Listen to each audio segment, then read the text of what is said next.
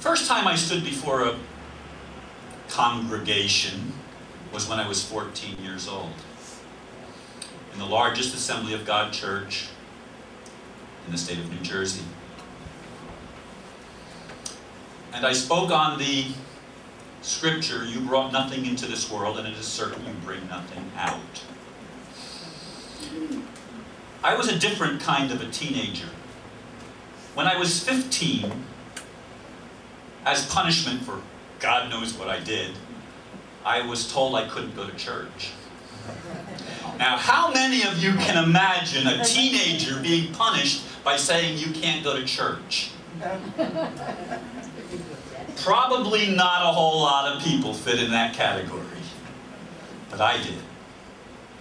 And so I snuck out my bedroom window, crawled across the roof, jumped from the roof to a branch on a tree, hoping it would hold me. I had never done that before. Climbed down the tree and walked 8.5 miles to church. You're such a rebel. When I was 17, I went and visited a church that I had never been in before. And there was a minister there from Scotland, if I remember right, and I think his name was Butterworth. Mrs. Butterworth, you know. And he got up to start speaking, and I had never been there before, didn't know him from Adam. Knew a few people in the church, but wasn't close to anybody. He got down, and he asked everybody to bow their heads, and got down, and I was sitting in the 3rd row, I think. And there was nobody in the 2nd or 1st row. And he kneeled in the chair in front of me, and all of a sudden, I felt these hands on me. And he leaned over, and he started telling me something, and I thought, how the heck does he know that about me? It was something that was happening right then. Then he prophesied over me, and said that God had anointed me to do some work. When I was 18 years old, my parents told me a story. How when they decided they got to get married, and my dad got out of the service in 1945, December, and they got married in January 46. And they both had felt called earlier on in their life to become missionaries to deepest, darkest Africa or something like that. Wherever fundamentalist Christian missionaries would go, they felt the call, but they bargained with God, deciding that they didn't really want to do that, so tell you what, God, we'll give you a chip. You can have our firstborn. And 9 months and 4 days later, after they were married, I popped out. And they told me that when I was 18, when it was already obvious that I was on a spiritual path. But a funny thing happened as I was a fundamentalist Christian in the Assembly of God with a Baptist background mom and a Methodist Pentecostal background dad. A funny thing happened that I didn't fit the mold. And I kept pushing at the bounds until finally I reached a point where they thought I had totally lost it. And my mom said, "Ronnie, I wish you'd get back to God." And I said, "Mom, I've never left God." She said, "But you believe such god-awful stuff." I said, "Yes, Mom. I see Christ in everyone. And it has nothing to do with religion." And it's ironic to me that when I begin to see the divine in everyone around me, that I'm labeled by people who call themselves Christians as satanic. And you who claim to be Christians, you don't see Christ in anyone. You see the devil behind every bush. Christianity taught me one thing. How many of you heard the song "Onward, Christian Soldiers"? It's about war. And today, I want to tell you of my journey to declaring peace. And I want to ask each of you, if you are willing to declare peace, and I want to explain to you some things in my journey. They may not fit where you are right now, but I can remember in my own life how many times I was encountered by certain things that didn't fit right for me at the time that I heard them.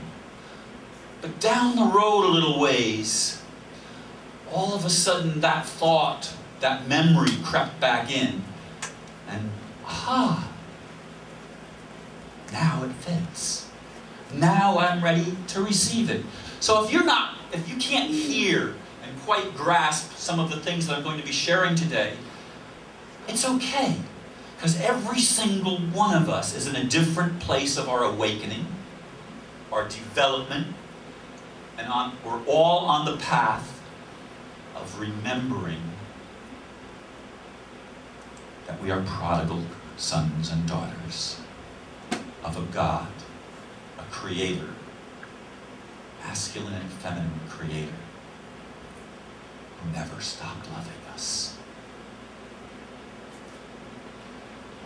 And I'm convinced in my heart that no one on this planet will ever, ever, ever rise above their concept of God.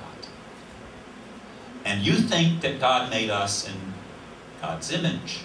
That's what we've been taught all of our lives, and it's true. That image is, we are creators. That's the image. We are creators. And God gives us total freedom to create whatever the hell we want to create. Whatever we want, and God does that without judgment. When the prodigal son said, look, I want to explore the world. I want to see what's out there, God. God didn't stop him and gave him his inheritance. And he spent his inheritance on living it up.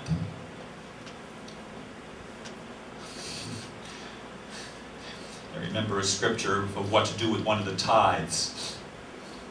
Go, take the tithe and go into the city and buy strong drink or whatever your soul lusteth after. Now that's in the Bible, but most people would never have heard of that one. But the prodigal son did that. He took his inheritance and he went out and spent it on riotous living.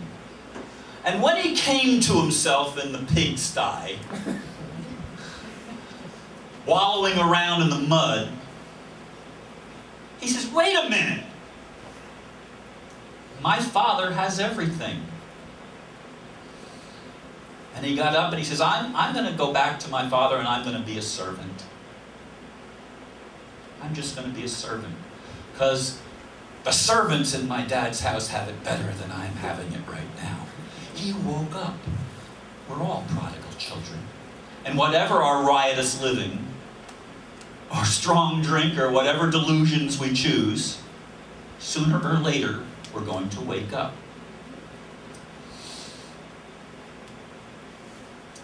And I'm so grateful that even though those in my religious past haven't a clue where I'm coming from,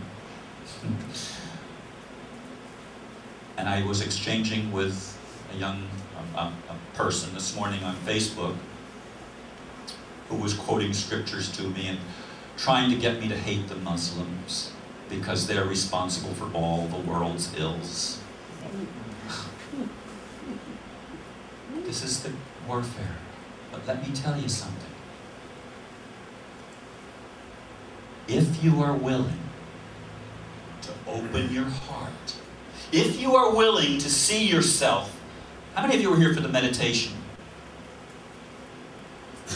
I begin almost every meditation with the words, I am your son. Almost everyone. If there's anything that I do by rote, that would probably be the most used thing in my prayer meditation time, and the second most used thing is restore my soul, renew my mind, and rejuvenate my body. Those are probably in every single one that I do. But as God's son, it's my job to embody in the flesh my perception of who God is in spirit. That's my job. To embody God in me. To be His Son. My perception of God is not the one that I was given as a fundamentalist Christian. Thank God. That God died or grew up, or I let go of that concept of the onward Christian soldiers where life is a battle against the forces of evil, against darkness. I gave up that idea of God. And I took on a different idea.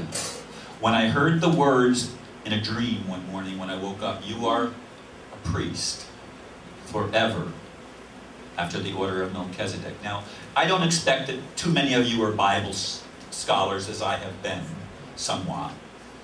But Melchizedek was a king and a priest. The king of Salem, which means the city of peace. Jerusalem, city of peace. He was the king of that city, the first king of the city. And Jesus was a priest forever after the order of Melchizedek. So it came from the Bible and from my training. You are a priest forever. Well, what is the ministry of the Melchizedek priesthood?